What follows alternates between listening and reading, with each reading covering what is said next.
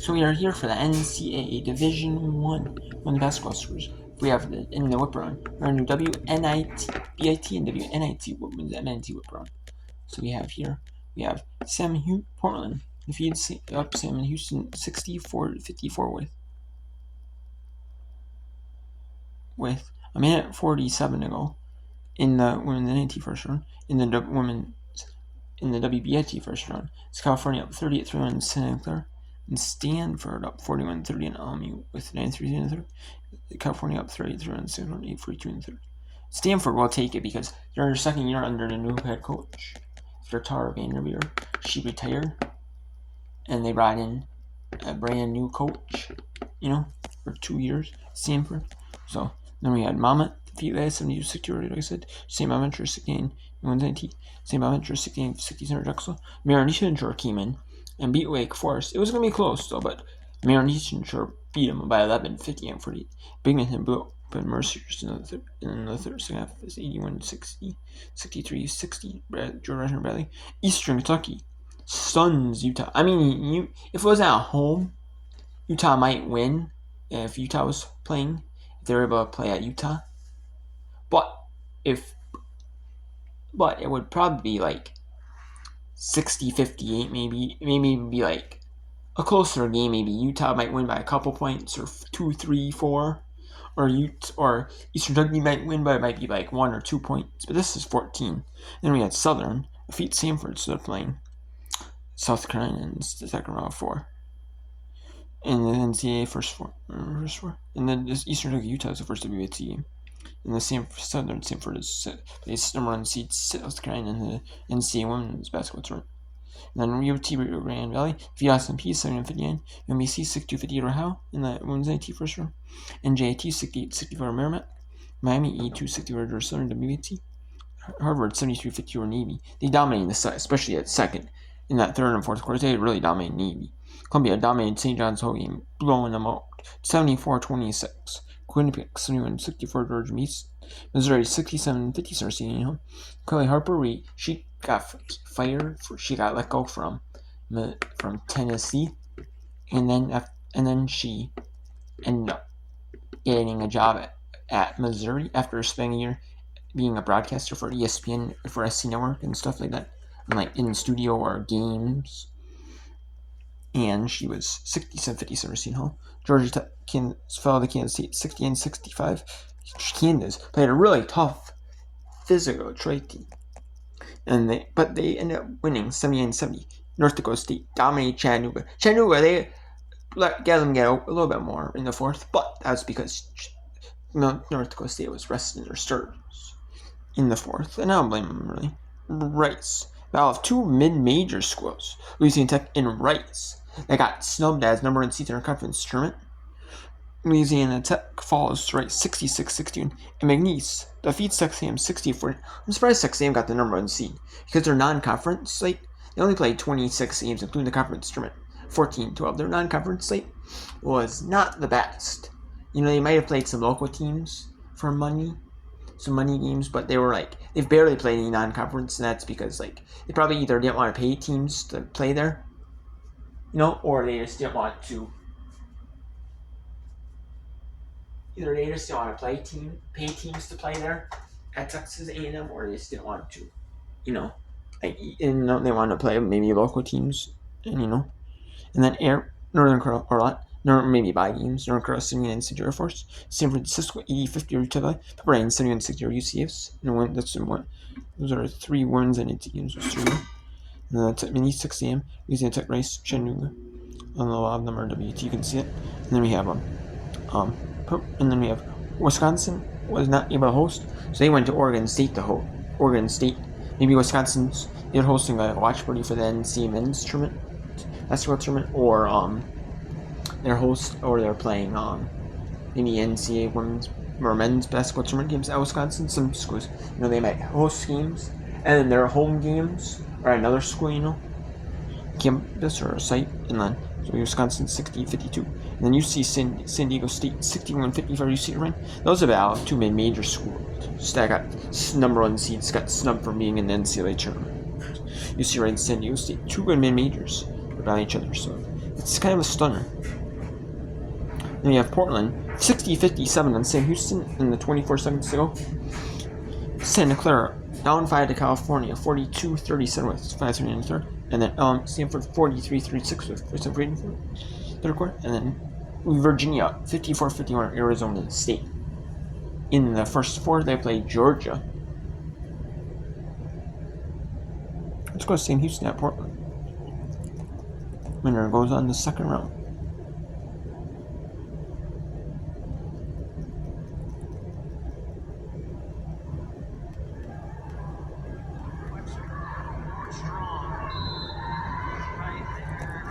Portland, I remember Portland last year was in the WBIT. I believe they lost to, I want to say like Stanford last year. It's Stanford. And this is like, Portland is not so bad team though. Portland is not a bad team in the West Coast Conference, so.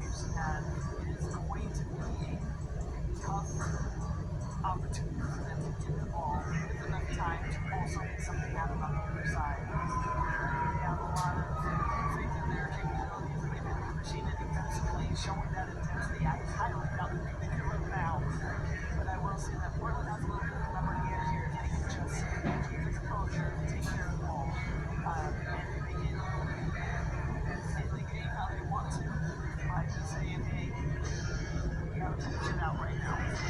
11.1 seconds. Keep in mind, if Portland bucks this one up again, they've got no more timeouts. So if Sam Houston gets a bucket, Portland's going to have to take that out right away. This is a possession for 5 minutes now. And correct me if I'm wrong, they're dancing up here with this timeout.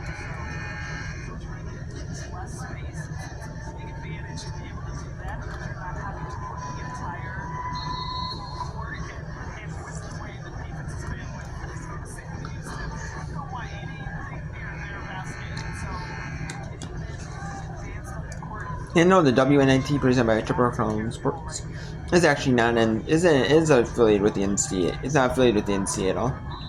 It's a third tier tournament, so if bottom tier tournaments, the NCAA requirement, all the non-affiliate tournaments with the NCAA. I mean, it's affiliated with NCAA Division One. Don't get me wrong, but it's not like NCAA like owned and operated tournament, so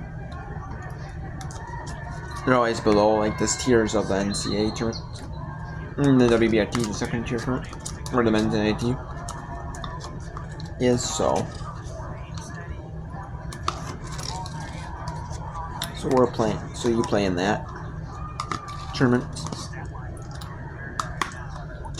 So.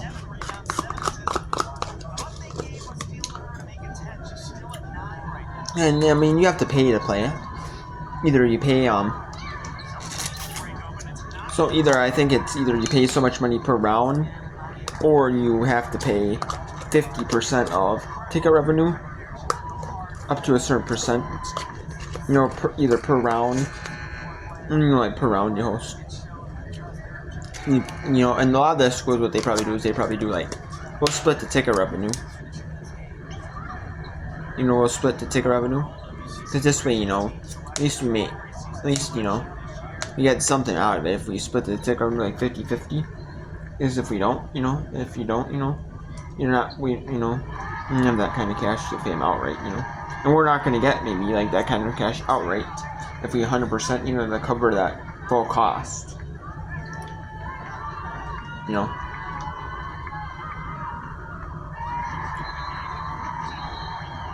So a lot of these smaller schools are doing that. I can look back there.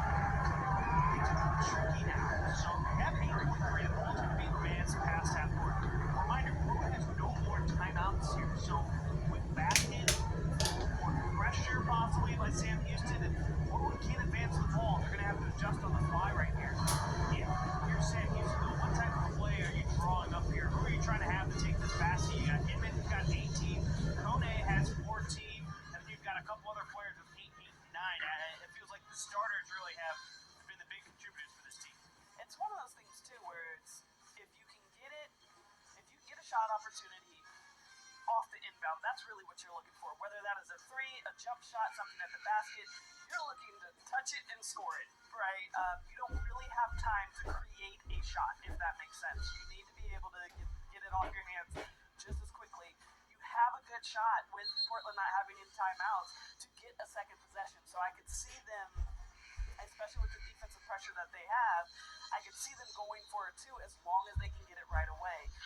I think that might be what they draw up. Just again, they know themselves. They want the best opportunity. Now, if they can get a quick three, hey, who knows what can happen? So it'll be interesting what they draw up here and try to use their weapons to get this quick possession.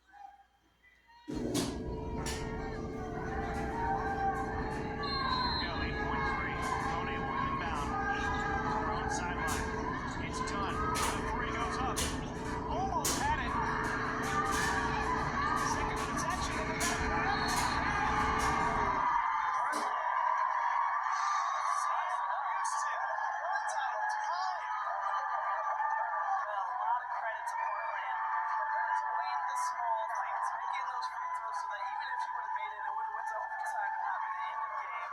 What a fight by Sam Houston. They forced 30 turnovers from Portland. They turned that into 23 points. And it started off with that big third quarter. 17 points to 6 for Portland. Again, Sam Houston had that 2-point lead to enter this fourth quarter, but Portland goes off for 22 points, and it was just enough. They got help from the three-point line, knocked down some key free throws late from Anadiev, who went out with 3:45 left to go, and it looked like she might be out the rest of the game. Again, she comes up with the two biggest free throws to make it a 3-point game, and really played out of the strong suit of Sam Houston. I definitely feel like Coach B probably is taking a deep breath now that game is over. But a lot of players stepping up in some crucial moments. I think Barbosa had some really strong moments throughout the game. I think Spear obviously had some great moments throughout this game, being consistent for her team. Zimmerman came in some clutch moments. Portland really showed up as a full team.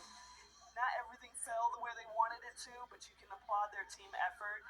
Young team that's looking to grow, looking to build something special, and they all the potential is in their favor right now.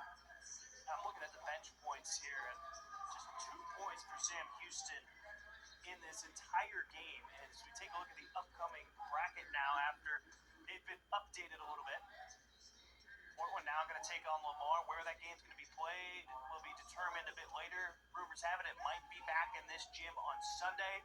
San Francisco moved on. Pepperdine moved on as well. So you got 3 WCC teams moving on here at the WNIT to the second round. Which is great for the conference, and I think going to be great, again, as they continue to build this program. Not just how this year, sorts itself out, but the stronger that the conference performs, the better for everybody within it. And this team right here, this Portland team, really has a bright future. If they can keep staying healthy, I really can see a really bright future for what they're building here. A lot to build on, and hopefully Sunday turns into a W for them, and you just keep on playing here in the WNIT. And a gutsy performance. It wasn't necessarily the prettiest performance by this team that we've seen this season, but they come away with the win, 62-59. And now we're joined by Lady Spear. Lady, 14 points, 9 rebounds, but it was a strong start for the second half for Sam Houston. They took the lead going into the fourth. What was being talked about in that huddle between the third and the fourth quarter? Yeah, I think just continuing to play tough and doing what we know how to do. Our coaches always emphasize playing forward, being tough with the ball, and he just continued to emphasize that, and I think the team really took that and responded well with it. And this is a team that you guys just went up against that showed a lot of defensive pressure and a lot of pushing that tempo. How do you feel like you guys responded to that to make sure that you guys can pull out this win? Yeah, it's hard. I think that's exactly how we play. So I think that was their goal to turn us over, but I think just staying poised, executing, and doing what the coaches prepared us for, that's how we were successful tonight. You look around for this team, and you got some more contributions from players like Bryn Smith and Ella getting 6 points. Yeah. As you get these extra opportunities here in the postseason, what does it mean to still play together as a team after that early exit in the WCC tournament? Yeah, I think it's super cool just having other girls step up and other girls finding new roles. And it's really cool for me to see as an upperclassman just the other girls that are finding themselves, because I was in that position one day, and I'm just really excited to see them step into new roles right now. Awesome. Well, continuing to fight underneath, you guys showed up. And Portland defeat Sam Houston.